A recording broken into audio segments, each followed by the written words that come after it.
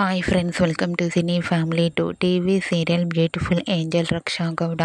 రక్షా గౌడ గుప్పడంత మనసు సీరియల్లో హీరోయిన్ వసుధర క్యారెక్టర్లో చాలా అద్భుతంగా నటించి తనదైన స్టైల్లో ప్రేక్షకులను బాగా ఆకట్టుకొని మంచి సక్సెస్ను అందుకుంది. వసుధరకు ఈ సీరియల్ మంచి పాపులారిటీ అండ్ క్రేజ్ని తెచ్చిపెట్టింది.